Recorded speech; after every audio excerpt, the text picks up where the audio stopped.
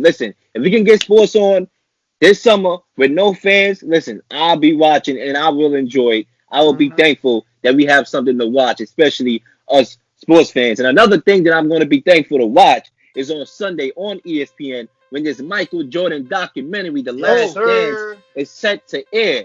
Now, MJ went on Good Morning America and said, people may think I'm a horrible guy after this documentary.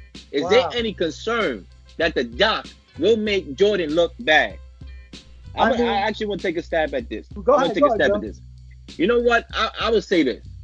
I don't think the documentary will make him look bad at all. In fact, I actually think it will help him because there's a lot of new millennials that, oh, LeBron is the GOAT. LeBron is the GOAT. Listen, I come in contact with these people. I debate with these people all Me the too, time. bro. You know what I'm saying? These cats never looked up a Jordan highlight in their life and is ready to say Amen. LeBron James is better than Amen. Michael Jordan. All right? For those people that actually got to see, you cannot say something is better if you haven't seen it. You know what I'm saying? Yup. So these people have the opportunity now with no sports being on to Yup. go and put on that documentary and see how great of a champion MJ was. He didn't Hmm. complain too much. He wasn't a crybaby. All right. He had it all. He had that will to win, that desire to win. And you know in the fourth quarter, all right, ain't nobody taking a shot other than MJ. It can only help this brother.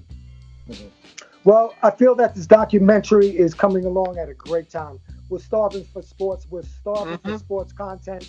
I would be excited about a Jordan documentary on a heavy sports day.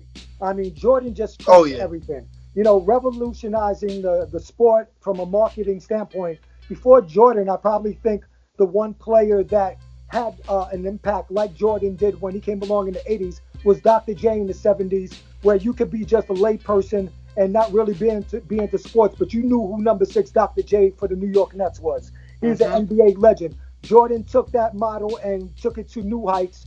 And everybody wants to see a Jordan highlight. Everybody would love to see some behind the scenes Jordan stuff that they never Yup. saw before. I heard that they can have footage from the 97-98 season, which was their sixth championship that has never been seen before. You know, this is Mm. going to be a 5 week part documentary on ESPN. Lucky for them. And I think it can only be a great form of entertainment for us right now during Mm. this starving sports the time right now.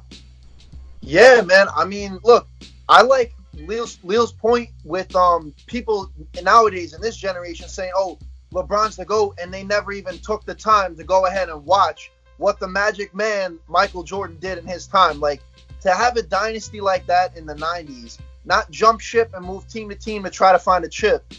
And I'm not knocking LeBron because obviously he is one of the most talented players and right up there in the GOAT discussion. But for people to go out there and completely disregard a player that they did not even get to watch, sure you know the famous shot, sure you know the tongue coming out on the from the free throw line dunk and the shoes and everything, but people that's all people know about Jordan. I feel like nobody really takes the time to see the magical things that this man did with that team, and I think this documentary is going to do a great job of bringing that to light. And like you said, seeing that never before seen footage when they won that sixth chip. I mean, this is going to be awesome, man. I'm hyped for it.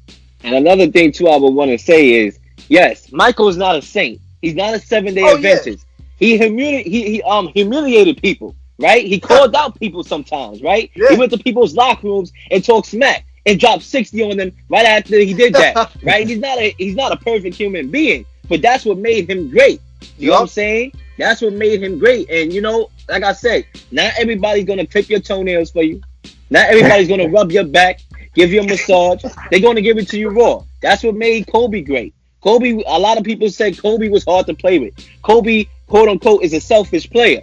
But damn it, the brother had 5 rings. You know what I'm saying? So at Yeah. the end of the day, you have your different characters in the world. Some guys they spoon feed you. You know what I'm saying? LeBron James on the court, he dishes the ball out. You know, maybe in the fourth quarter, he may want to dish it out to a Ray Allen instead of taking that shot. He may want to dish it out to a Kyrie Irving who can shoot a three and win the game on the Warriors coming back from 3-1. But you have your guys like Jordan that's like, listen, if you ain't doing what you got to do, I'm taking the shot. Kobe the same way. I only think this documentary can help Jordan. I think if you already don't like him, you're probably not going to like him. Or maybe if you don't like him, you might will. It depends on how open your mind is when watching this documentary.